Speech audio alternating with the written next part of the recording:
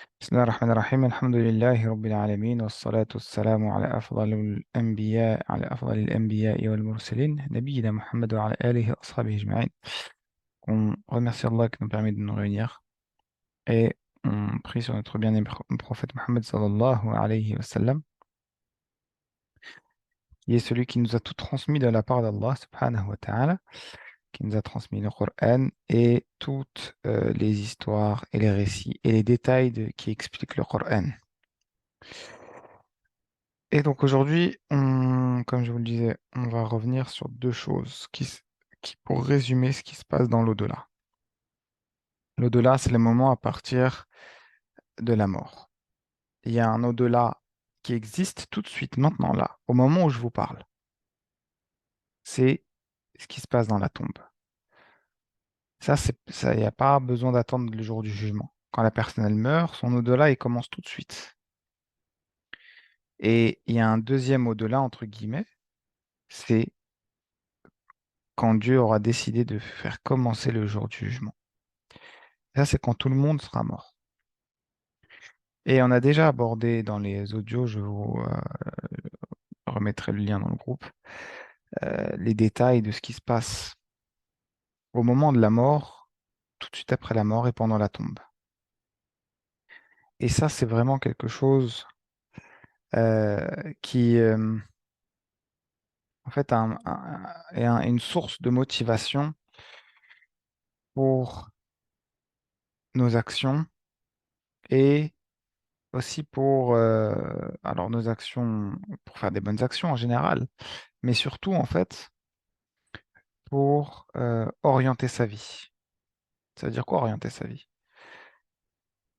Ça veut pas dire que si on n'est pas imam ou si on n'est pas, j'en sais rien, un métier dans quelque chose qui est la mosquée, par exemple, on a raté sa vie, pas du tout.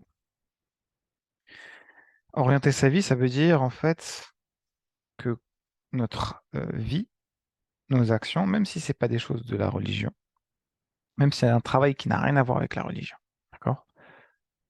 Je fais, j'en sais rien, livreur ou médecin ou vraiment rien, plombier, quelque chose qui ne concerne pas directement un aspect religieux.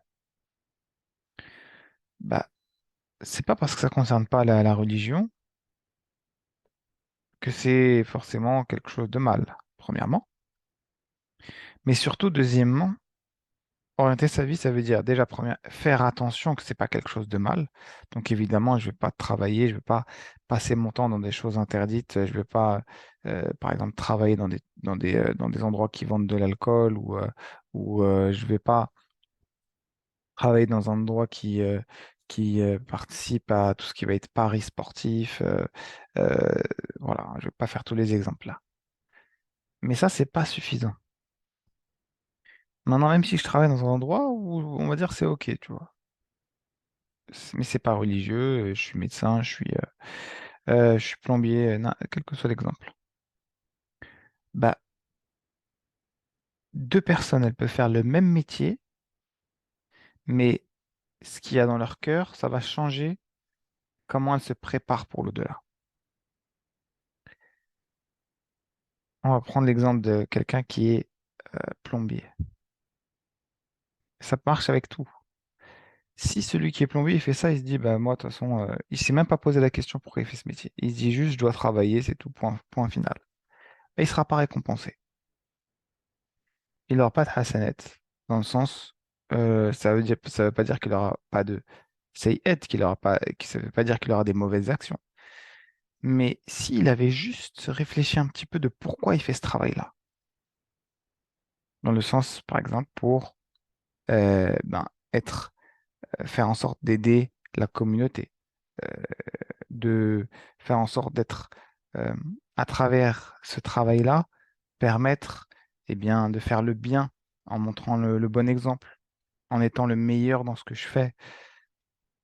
Parce qu'il ne faut pas penser que, encore une fois, il n'y a que ce qui est directement dans l'adoration, dans le Coran, dans la mosquée, dans la prière, qui rapporte des hasanats. Je peux avoir peut-être plus de hasanat et faire avoir un meilleur impact dans ma vie que quelqu'un qui est dans la religion. Mais si dans ce que je le fais bien. Et je le fais de telle sorte que, en fait, eh ben, bah, je montre que, que c'est ma religion qui m'a enseigné à le faire bien. Et c'est pareil dans tous les domaines. Et c'est ça que c'est à ça que ça sert l'au-delà. À nous rappeler que, eh ben, quand on fait un travail, quand on fait une action dans ce bas monde, ben, en fait, à un moment donné, elle va se terminer. À un moment ou à un autre, ça va être la fin. C'est un contrôle. C'est ça qu'il faut se dire. Les contrôles, ils ont un début, une fin. Bah, la vie, c'est pareil.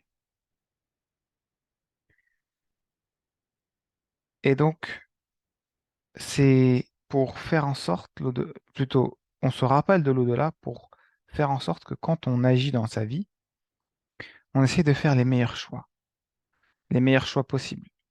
Toujours la même chose. Premièrement, on évite de faire le mal. Et deuxièmement, ça suffit pas de pas faire le mal. On fait le maximum, on fait en sorte de faire le maximum de bien. Et maintenant, il y a évidemment autre chose. C'est que par rapport à vous-même que vous devez vous comparer.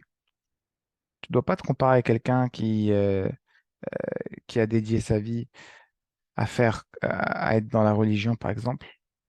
Mais tu dois te comparer à toi-même. Est-ce que par rapport à toi, tu as évolué? Est-ce que l'année dernière, tu faisais pas la prière, là aujourd'hui, tu t'es mis à faire la prière? Est-ce que tu fais la prière à l'heure aujourd'hui? Si tu la fais pas à l'heure, bah, le toi, entre guillemets, de demain, eh ben, il devra être meilleur qu'aujourd'hui.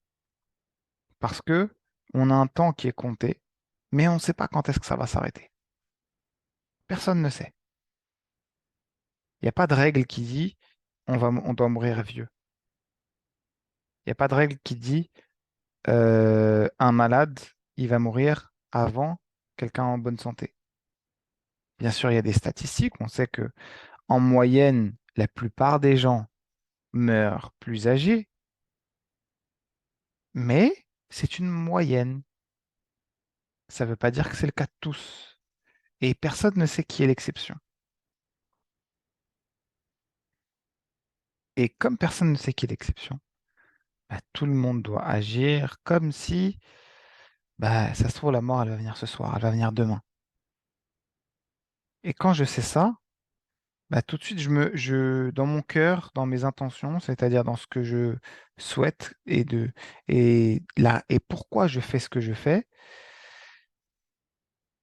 bah, je mets les choses dans l'ordre. Je mets une priorité. Je suis pas juste là pour m'amuser. Bien sûr, je peux prendre un moment et encore, il faut prendre des moments de pause, des moments où je suis avec mes amis, avec ma famille, avec des moments où je suis tranquille, etc. Mais faut pas que ça prenne le dessus à tel point que ça nous fasse oublier l'au-delà. Qu'on pense que finalement, bah, il n'y a plus d'au-delà. Alors bien sûr, si vous êtes là aujourd'hui, si vous écoutez, c'est que vous êtes convaincu qu'il y a un au-delà. Mais parfois, on va être convaincu de manière très loin, comme si on se disait qu'on a le temps, et ça nous sert à ça, l'au-delà. Ça nous sert à nous rappeler que on n'a pas le temps. On ne sait pas quand ça peut arriver. Et quand ça va arriver, on n'a pas envie d'avoir les regrets. On n'a pas envie d'avoir les regrets de quand notre âme, elle sort, eh ben, qu'elle veuille rester dans ce corps-là pour continuer d'agir. On n'a pas envie d'avoir les regrets que dans notre tombe, quand l'ange il nous demande et nous pose les questions, c'est quoi ta religion? C'est qui ton prophète? C'est quoi ton livre? Qu'on sache pas répondre parce que au final, on les a délaissés. Et Dieu, il nous demande pas grand-chose. Il nous demande de faire les prières à l'heure. Il nous demande de faire en sorte que notre vie, eh ben, en fait, elle, euh, elle soit orientée vers lui, qu'on ait conscience, c'est-à-dire que notre intention, elle soit pour Dieu. et donc de faire en sorte que notre cheminement, c'est-à-dire, comme j'ai dit, les actions en général qu'on fait, on évolue. Chaque jour, on essaie de faire des bonnes actions, même si c'est pas toute la journée, mais une action, puis une action, puis une action. Tous les jours, on s'améliore un petit peu pour prendre le chemin de ceux qui nous ont précédés. Essayer de tendre vers le modèle des prophètes. On va pas devenir des prophètes. On va pas, euh, on n'arrivera jamais à atteindre le prophète Mohammed alayhi salam. Mais on espère un jour se rapprocher de plus en plus de leur modèle, où ils passaient leur nuit à prier. Et ils aimaient ça. Imaginez. C'était pas une torture, c'est pas non, eux, ils passaient la nuit à prier, ou une grande partie de la nuit, leur journée à jeûner. Euh, Ils passaient la plupart de leur temps dans les bonnes actions. Mais c'est comme si nous, on passait notre nuit à regarder des séries, à regarder des films, à jouer à la Switch, à la PlayStation, à regarder la Coupe du Monde pendant toute la journée. Eux, ils faisaient les bonnes actions comme nous, on fait des choses qui nous détendent. Et c'est ça petit à petit qu'on doit avoir en tête. C'est ça le cheminement. C'est qu'on progresse, que tous les jours on avance un petit peu, que tous les jours on apprenne quelque chose, que tous les jours on lise un petit peu de Coran pour que ce un petit peu il devienne moyen, puis beaucoup, jusqu'au moment où on arrive et Inch'Allah, qu'Allah nous permette, qu'on arrive à être comme le prophète avec Bilal, qui disait à Bilal, celui qui faisait l'adhan, Arihna biha ya Bilal. Oh Bilal, fais l'adhan s'il te plaît. Fais l'adhan. Parce qu'en faisant l'adhan, tu vas nous faire plaisir. Tu vas nous détendre avec cette prière qui est rentrée pour qu'on puisse la faire. C'est pas évident. Aujourd'hui, quand je vous dis prière, vous pensez pas à un moment de détente, à un moment de plaisir. Et c'est normal. L'être humain, il est créé comme ça. Mais l'être humain, il peut changer. L'être humain, il s'éduque. Quand vous êtes né, vous saviez ni lire ni écrire. D'accord? Quand vous êtes né, les consoles de jeu, elles représentaient rien pour vous. Si vous montrez une console à un bébé, est-ce que il va réagir comme si, il savait ce que c'était? Non. Mais c'est en jouant, en découvrant que vous avez aimé ça. Ben, c'est pareil avec la prière. Sauf que la prière, c'est encore un peu plus difficile parce qu'il faut mentaliser, c'est-à-dire avoir conscience vraiment de son importance, se rendre compte à travers votre vie que c'est en faisant la prière que vous allez être protégé, préservé, que Dieu il va vous donner ce que vous voulez. Et l'au-delà, ça sert à ça. Parce que se rappeler l'au-delà, c'est se rappeler en fait des futurs regrets qu'on aura si on commence pas à agir tout de suite. Des regrets qu'on aura au moment de la mort, des regrets qu'on aura lors de la tombe, comme je vous l'ai dit, mais aussi, et ça c'est les pires regrets, le jour du jugement. Et le jour du jugement, en fait, c'est le jour où tout a lieu. Les moments les plus difficiles pour l'humanité. On a, comme je vous l'ai dit, déjà vu, et j'ai déjà traité la partie de la tombe, c'est des moments qui sont déjà difficiles. La mort, c'est déjà très difficile. Mais le jour du jugement, c'est un jour d'une difficulté sans pareil. C'est un jour, le jour du jugement, c'est vraiment le moment, le jour du jugement, c'est vraiment le moment le plus difficile pour l'humanité. Il est tellement difficile que Dieu, il en a donné des dizaines de noms dans le Coran. Si vous connaissez sans doute certaines sourates, comme quel exemple je peux vous donner? La uqasimu biyawm al-qiyamah, le jour de la résurrection, le jour où les gens ils vont revivre. Yawm al-hashr, le jour du rassemblement. Yawm al-hisab, le jour du jugement. etc., etc. Il y a des dizaines de noms de ce jour-là parce qu'il y a des dizaines de situations, voire des centaines en fonction de ce qu'on a fait dans notre vie. Et on reverra chaque étape de manière détaillée et on rentrera dans le détail, Inch'Allah, à partir de la semaine prochaine. Mais c'est à ça qu'on doit penser. C'est à ça que ça sert le jour du jugement, de se rappeler de ce jour-là. C'est déjà le minimum que ça vous permette de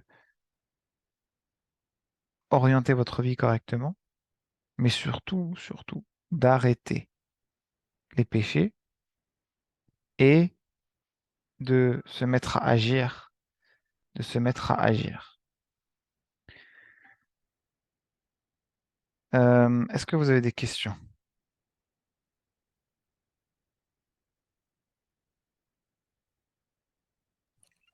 Moi, non.